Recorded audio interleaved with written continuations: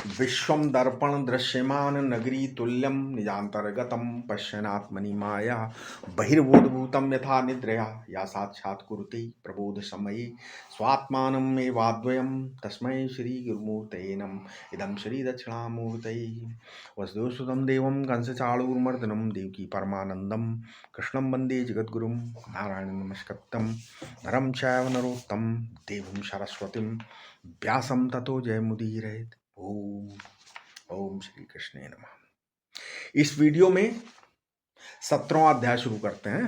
16 अध्याय हो चुके थे। पहला श्लोक है अर्जुन उवाच ये शास्त्र विधिम उत्सृज्य यजन्ते श्रद्धयान्विताः तेषां निष्ठा तु तुका कृष्ण सत्व महाबाहो रजस्तम। अर्जुन क्या बोला? हे श्री कृष्ण, जो लोग शास्त्र विधि को त्याग कर श्रद्धा पूर्वक यज्ञ आदि करते हैं उनकी स्थिति सत्व रज अथवा तम किस में होती है? यह अर्जुन ने प्रश्न पूछा है भगवान से। जो शास्त्र को मान लो त्याग दें तो क्या होगा? अब प्रश्न उठा कि शास्त्र विधि का परित्याग करके स्वच्छंद आचरण करते हुए इस लोक में जो सुख है, सिद्धि है और परमार्थ प्राप्ति तो बहुत दूर की बात है। परागति माने परमार्थ की प्राप्ति, न लोक न परलोक न परमार्थ न सुख न सिद्धि, कुछ भी नहीं मिलता शास्त्र विधि का परित्याग करने वाले को। और जो शास्त्र विधि के अनुसार श्रद्धा पूर्वक कर्म करते उनके बारे में निर्णय हो गया, वे बिल्कुल ठीक रास्ते पर है। अब शास्त्र और श्रद्धा दोनों ठीक मार्ग है। यदि मान लिए शास्त्र छूट गया, स्वच्छंद आचरण आ गया तो बुरा है। अब ये दो पक्ष हैं कि इसमें तीसरा पक्ष भी है। एक तीसरा पक्ष भी इसमें हो सकता, वो ये है कि शास्त्र विधि छूट जाए लेकिन श्रद्धा बनी रहे। ठीक है, तो महाराज ये बात किसी को पसंद ना हो वे मुझे माफ करें। ठीक है, स्मृति पुराण और शास्त्र की विधि ढूंढने लगे तब तो उनका मिलना मुश्किल, परंतु उनके हृदय में अपने सदगुरु के प्रति, संप्रदाय के प्रति जो श्रद्धा है, इसमें तो कोई संदेह नहीं। उनकी श्रद्धा की तो प्रशंसा करनी पड़ेगी, नहीं पड़ेगी, परंतु शास्त्र विधि तो उनके संप्रदाय के जो शास्त्र होंगे उन्हीं में मिलेगी। तो सामान्य वेद शास्त्र पुराण है, उनमें उनकी विधि मिलना कठिन है। प्रश्न यह है कि उनकी रीति क्या है, ये तीसरा प्रश्न आ गया। अब इसका एक दूसरा उदाहरण देखो। अब देखो, संक्रांति का दिन हो, ग्रहण का दिन हो तो शास्त्र विधि के अनुसार गंगा स्नान करना चाहिए। लेकिन कोई कहे कि देखो भाई, हम शास्त्र तो जानते नहीं, मेरे पिताजी ने या मेरे परबाबा ने बड़े प्रेम से पाला है, मुझे समझाया कि तुम्हारे लिए यहाँ कुआं या जो बावड़ी यही गंगा है, यही नर्मदा है, यही गोदावरी है, ये समुद्र है। तो वो बड़ी श्रद्धा से कहता मैं तो इसी में स्नान करूंगा। तो शास्त्र विधि से तो गंगा स्नान का फल उस कुएं या बावड़ी के स्नान से प्राप्त नहीं है, परंतु अपने पितामह और पिता के प्रति उसके हृदय में जो श्रद्धा है वो तो सात्विक है। तो उसका क्या होगा? अब यहां आकर प्रश्न अटक गया। जिनमें शास्त्र श्रद्धा दोनों वे श्रेष्ठ हैं, और जिनमें शास्त्र श्रद्धा दोनों नहीं वो अधम है। परंतु जो बीच वाले हैं, शास्त्र ना हो और श्रद्धा हो, तो ऐसे लोगों की गति क्या हो गई? ये जो पंथाई लोग होते हैं ना, फिरका परस्त लोग, उनकी गति क्या हो? यही होगी ना। उनको मजहबी कहो, फिरका परस्त कहो, पंथाई कहो, एक ही बात है। तो पूर्णता को, अपरिच्छिन्नता को, अद्वितीयता को लक्ष्य रूप से स्वीकार नहीं करते। उनका सिद्ध पदार्थ छूट जाता है। लेकिन क्या उनकी श्रद्धा में कोई बल नहीं? एक प्रश्न उठता है कि श्रद्धा का जो आधार है, संबित है, वो तो सर्वकर्मा, सर्वज्ञ, सर्वशक्ति, साक्षात परमेश्वर का अंग है। यदि श्रद्धा को पकड़ लिया तो सारे पर्दे फाड़ देने का सामर्थ्य उसके अंदर नहीं आएगा। ठीक है, हम ये मानते हैं कि शास्त्र से, गुरु से, संप्रदाय से सिद्ध पूर्णता को स्वीकार करके उसकी उपलब्धि के लिए जो साधन किए जाते हैं वे बिल्कुल निर्दोष हैं, निर्विवाद हैं। इसलिए इसी अभिप्राय से अब से अर्जुन सत्व महाओ। ठीक है, अर्जुन ने क्या बोला? अर्जुन ने बोला सत्व महाबाहो रजस्तम। मतलब उसमें सत्वम को एक तरफ कर दिया, रजस्तमा को एक तरफ कर दिया और बीच में आहो जोड़ दिया। तो उसमें भी यदि श्रद्धा शास्त्र की हो तो उसका कल्याण होना चाहिए, और रजोगुणी तमोगुणी श्रद्धा हो तो भले उसका कल्याण न हो। ये मान सकते हैं कि ये जो लामजहब नहीं ना, ये शास्त्रोक्त नहीं है ये तब। ठीक है, लेकिन मान लीजिए कुरान शरीफ में या मोहम्मद साहब में या खुदा में या कलमा में श्रद्धा नहीं है, ये तो हम नहीं मान सकते। तब प्रश्न होगा आखिर श्रद्धा का बल कितना और शास्त्र का बल कितना?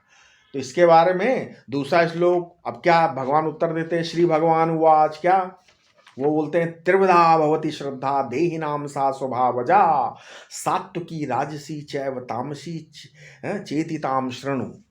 भगवान श्री कृष्ण का उत्तर देते हैं, क्या उत्तर देते हैं, वे कहते हैं कि प्राणियों की वो स्वभाव की श्रद्धा 3 प्रकार की होती है, सात्विकी, राजसी और तामसी है।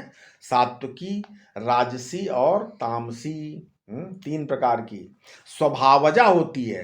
मतलब श्रद्धा उत्पाद नहीं होती, बनावटी नहीं होती, बनाई नहीं जाती। मनुष्य ने पूर्व जन्म में जैसे जैसे कर्म किए हैं और मृत्यु क्षण पर्यंत उसका जो परिपाक हुआ है, उसका उत्तर का नाम, उसी का उत्तर नाम स्वभाव है। यह वही स्वभाव पूर्व जन्म का उत्तर जन्म में प्रकट होता है, ऐसा समझिए आप। और वह श्रद्धा के रूप में आता है, इसलिए स्वभाव भी अनिर्मित है, वो नहीं होता, अकृत्रिम नहीं होता, बल्कि कृत्रिम ही होता। परंतु वो अध्यात्म की, अंतःकरण की एक अवस्था है, अंतःकरण की एक ऐसी स्वभावात्मक अवस्था है, ये पूर्व कर्मों के परिपाक से अंतिम क्षण में उत्पन्न होती है। वैसे तो श्रद्धा तो एक ही है, परंतु विषय उपाधि के भेद से श्रद्धा में भेद हो जाता है। ये स्वभावजा श्रद्धा 3 प्रकार की होती है, एक सात्विकी साधनभूता, एक राजसी और एक तामसी असाधनभूता। अब इसके बाद तीसरा श्लोक बोलते हैं, क्या, सत्वानुरूपा सर्वस्य श्रद्धा भवति भारत श्रद्धामयोऽयं पुरुषो यो यच्च श्रद्धा सा एव सः। यानी असल में क्या होता है इसमें, इसमें यह है कि भगवान ने कहा कि हे भारत, सभी प्राणियों की श्रद्धा उसके अंतःकरण के अनुसार होती। ये पुरुष श्रद्धामय, मतलब श्रद्धा स्वरूप है, जिसकी जैसी श्रद्धा होती है वो वैसा ही हो जाता। श्रद्धा से यहाँ चिंतन या ध्यान अभिप्रेत है, ठीक है, जो जैसा चिंतन करता वैसा हो जाता। भाव का कारण श्रद्धा है। श्रद्धा, भक्ति, प्रेम ये एक ही है। पहला श्रद्धा होती, उसकी परिपक्व अवस्था भक्ति होती, और भक्ति की सिद्धावस्था ही क्या है, भक्ति की सिद्धावस्था ही प्रेम है, प्रेम के रूप में प्रकट होती है। ठीक है। असल में सत्व तो सबका होता है, विशिष्ट संस्कारोपेत अंतःकरण का नाम सत्व है। विशिष्ट विशिष्ट संस्कार से युक्त जो अंतःकरण है उसका नाम है सत्व। उसी के अनुरूप सबके हृदय में जो है श्रद्धा होनी चाहिए। इस 17वें अध्याय में करना चाहिए ये कहीं नहीं है, और नहीं करना चाहिए ऐसा भी नहीं कहा है। तब क्या करना चाहिए, तो जो सात्विक है वो करना चाहिए, ये इसी प्रसंग से ध्वनित होता है, और जो राजस तामस हैं वो नहीं करना चाहिए, ये उसकी निंदा से ध्वनित होता है। यहाँ निंदा बलकल्प निषेध है, रजस तमस बलकल्प निषेध है, और सत्व बलकल्प विधि है। इसी से वेदों में जहाँ विभूति का वर्णन आता है वहाँ उसका अर्थ या अर्थवाद निकालते हैं। ठीक है। बोलता है ना, श्रद्धामयो अयम पुरुषो या पुरुषः, ये जो पुरुष है, मनुष्य है, वो श्रद्धामय ही है। श्रद्धामय माने श्रद्धा प्रचुर। जैसे आप सभी कोई सब्जी बनाते हैं, उसमें नमक ज्यादा हो जाए कहते हैं क्या, क्या लिखे, लवणम यो अयम शाकः। इसी तरह खीर में शक्कर ज्यादा हो जाए क्या बोलेंगे, शर्करा मयो अयम पायसः।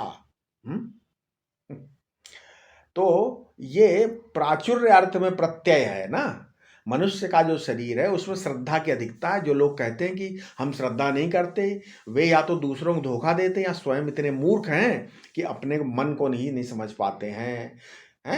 नहीं है, ये हमारी माँ है, ये प्रत्यक्ष ज्ञात है, यही तुम्हारे पिताजी हैं, ये किसको प्रत्यक्ष है।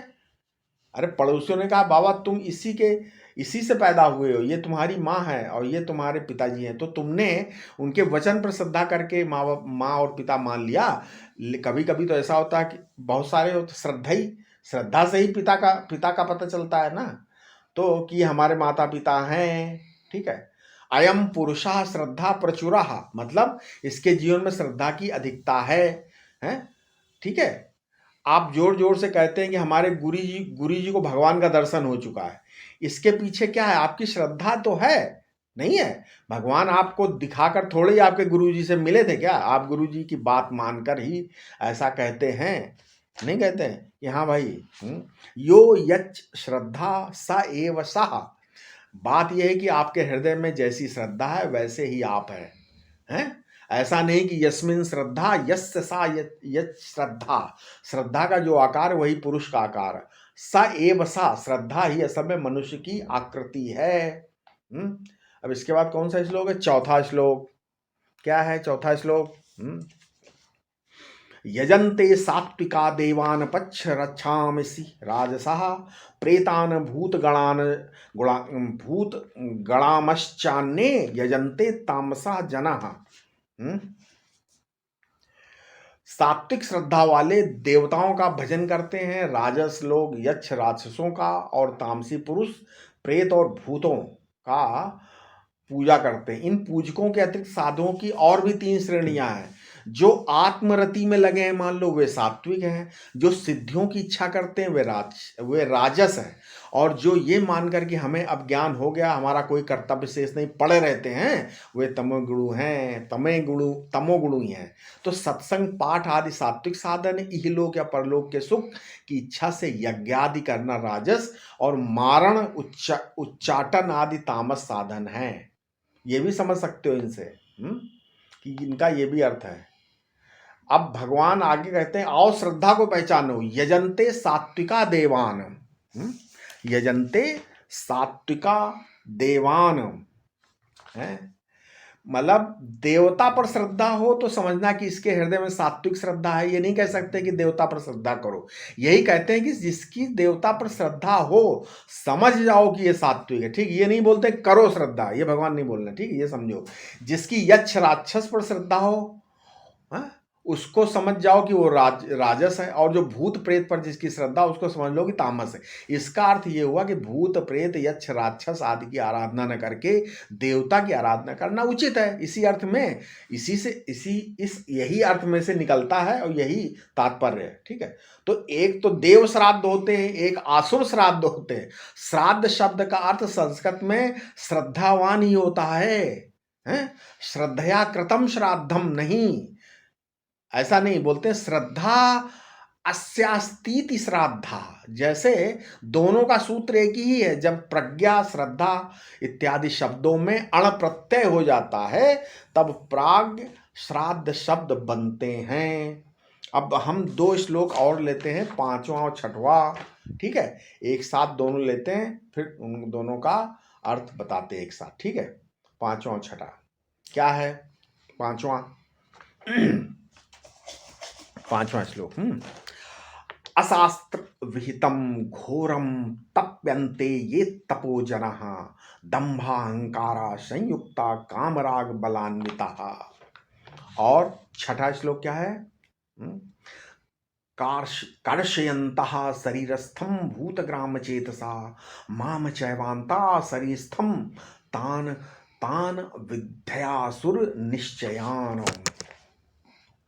जो मूर्ख लोग दंभ और अहंकार से युक्त हों तथा काम और राग के वशीभूत हों, अपने शरीर में स्थित भूत समुदाय और अंतःकरण में स्थित मुझे पीड़ित करते हुए अशास्त्र विहित घोर तप करते हैं, उन्हें तुम आसुरी निश्चय वाले जानो। ऐसा भगवान बोल रहे हैं। ठीक है, क्या बोला उन्होंने? भगवान ने कि भगवान बताते हैं, जो लोग कांटे पे सोचते हैं, बहुत लोग लोहे के कीलों पर सोते हैं और तकलीफ उठाते हैं, उनका वो तप तो शास्त्र विहित नहीं है, घोर है, उसमें दंभ भी है। वे लोग मेलों में जाकर, देखा नहीं, मेलों में, कुंभ मेले वगैरह में बहुत सारे लोग जाते हैं, वो एक दंभ है ये।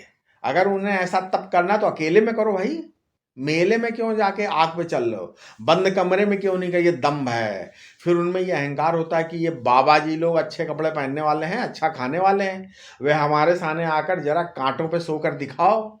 उनके मन में ये होता है, हमें कुछ दें, हमारी पूजा करें। उनको राग होता है अपने शरीर से, वे बल लगाते हैं कष्ट सहने में। ठीक है, ये है, यानी क्या है? कर्षयन्ता शरीरस्थम भूतग्राम चेतसा। उन्होंने शरीर में रहने वाली पृथ्वी देवी को निर्बल कर दिया। कर्षयंता माने क्रश कर दिया। क्रश शब्द तालव्य सकार से होता है और कर्षयंता बनता है। ठीक है, जब मूर्धन्य शकार होता है तब कर्षयंता बनता है। उसका अर्थ होता है खेत जोतना, उसका अर्थ होता है आकर्षण। लेकिन तालव्य शकार से कृषिकरण होता है, उसका अर्थ होता है शरीर को दुबला बना रहे हैं। लेकिन वे अपने शरीर को दुबला नहीं बना रहे हैं। उनमें उसमें जो मिट्टी पंचभूत है ना, मिट्टी पानी आग आदि, ये जो अधिष्ठात देवता भरे हुए हैं उसमें, उन देवताओं का अनादर कर रहे हैं आप श्रीमद् भागवत में देख लो, पढ़ो, उसमें भगवान की पूजा के बहुत से स्थान बताए गए हैं। उसमें ये भी लिखा कि ब्राह्मण में पूजा करनी चाहिए, अग्नि में पूजा करनी चाहिए, गाय में पूजा करनी चाहिए, वैष्णव में पूजा करनी चाहिए। इसके साथ ये भी लिखा कि आत्मा में भी भगवान की पूजा करनी चाहिए। इसके साथ ये भी लिखा कि आत्मा में भी भगवान की पूजा करनी चाहिए।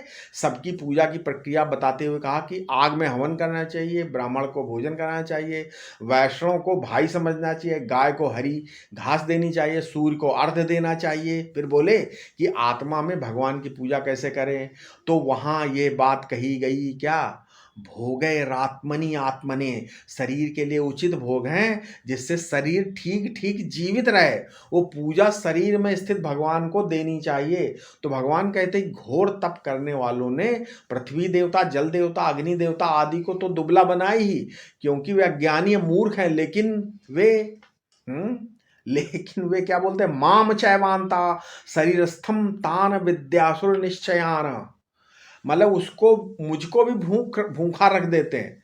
उनको इस बात का ध्यान नहीं रहता कि उनके शरीर में मैं रहता हूं, मैं भी दुबला पड़ सकता हूं, और इतना दुबला पड़ जाता हूं कि उन्हें दिखाई नहीं देता हूं। ऐसी तपस्या करने वाले आसुर शरीर के अंतर्गत चले जाते हैं। ठीक है, क्योंकि जैसे असुरों को भगवान नहीं दिखते वैसे इनको भी नहीं दिखते। इसलिए शरीर में जो पृथ्वी, अग्नि, जल आदि देवता हैं उनको भी तुष्टि पुष्टि देनी चाहिए, और भीतर बैठे हुए भगवान को भी भोग लगाना चाहिए।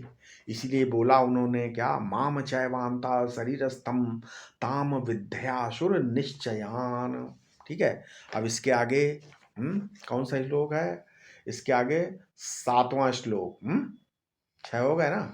इसके आगे यहाँ 7वां श्लोक क्या है, 7वां श्लोक है, आहारस्त्वपि सर्वस्य त्रिविधो भवति प्रियः यज्ञस्य तपस्तथा दानम तेषाम भेदम इमं शृणु।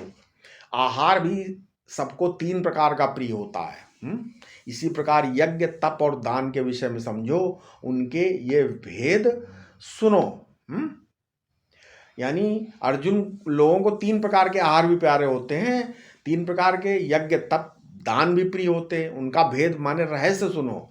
यहाँ भेद का अर्थ वेदांतियों वाला वेदार्थ नहीं है। यहाँ तो वो जैसे बोलते कि अरे ये भेद की बात तुमको बताते हैं, वैसे ही भगवान कहते हैं उनका भेद माने उनमें सात्विक है, क्या सात्विक है, क्या राजस है, क्या तामस है। ठीक है, अब आगे भगवान जो 8वें श्लोक में बताते हैं, क्या, आयु सत्व बल आरोग्य सुख प्रीति विवर्धिनः रस्या स्निग्धा स्थिरा हृदया आहारा सात्विक प्रियः। ठीक है, 8वां श्लोक है।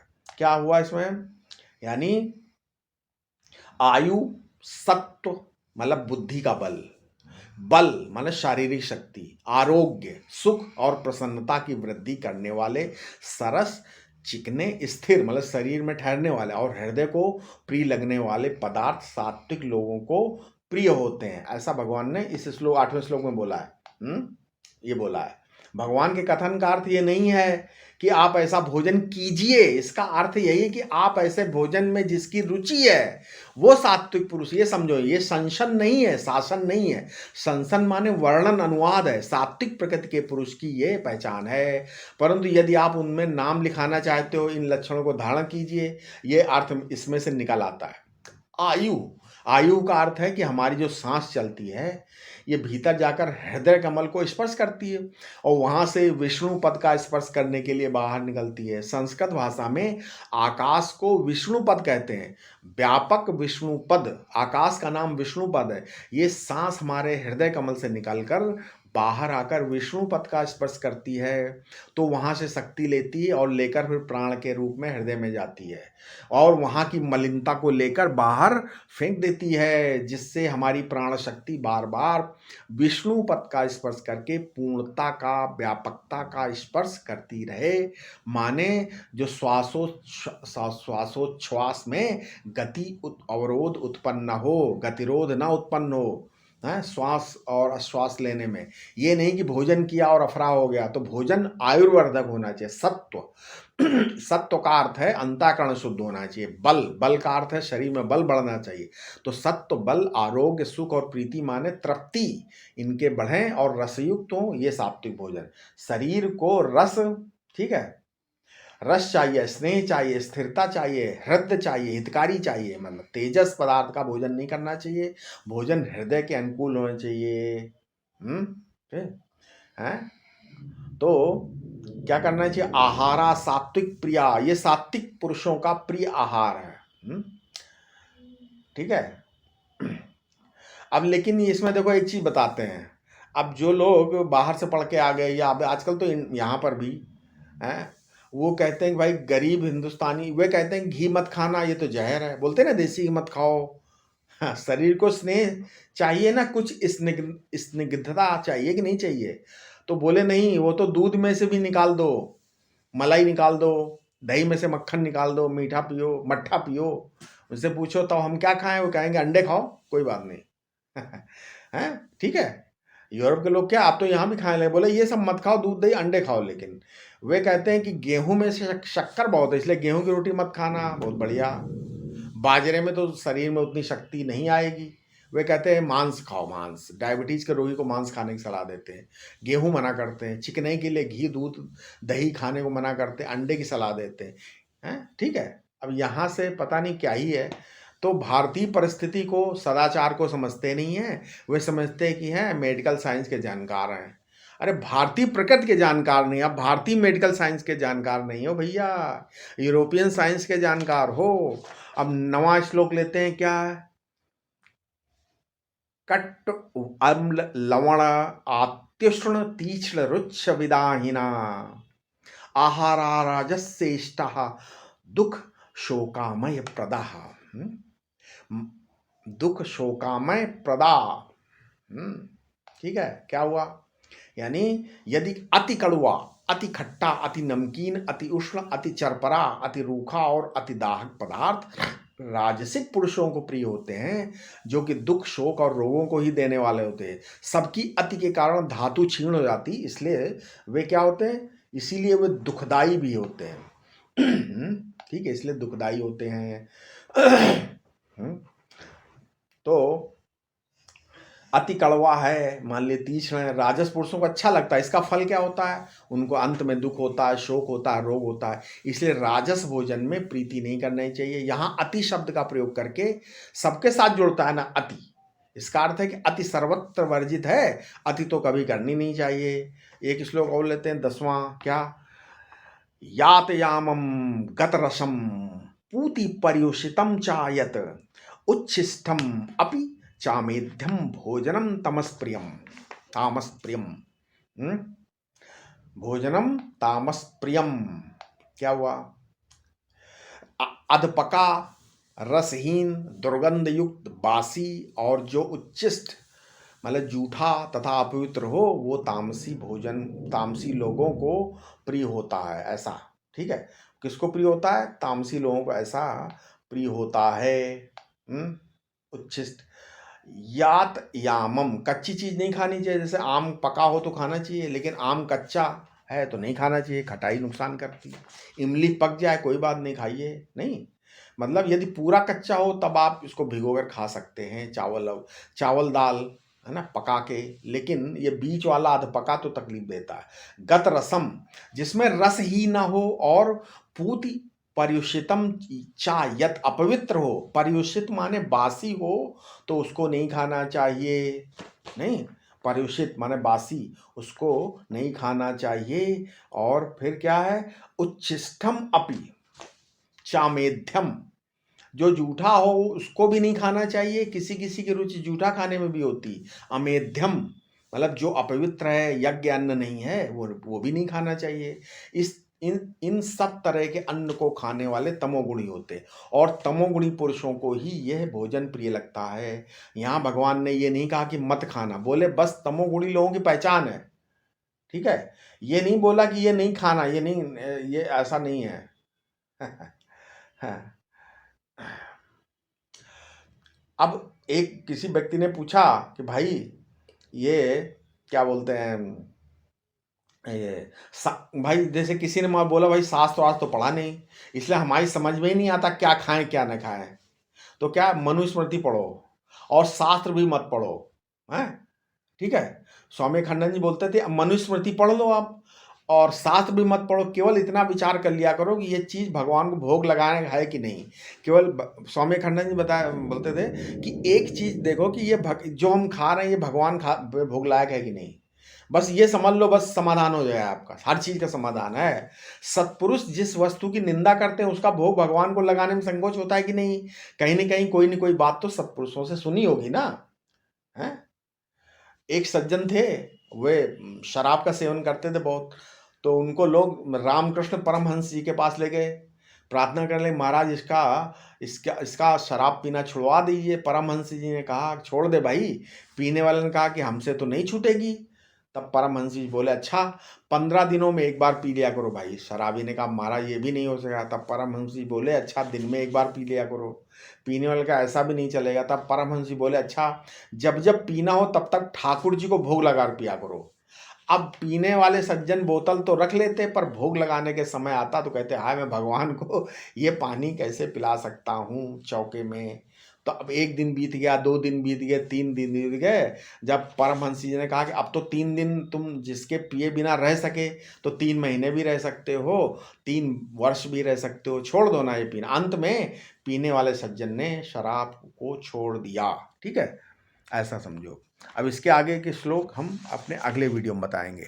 कृपया इस वीडियो को जो भी बता रहे हैं इनको साझा करें लोगों तक। ओम शांति शांति शांति।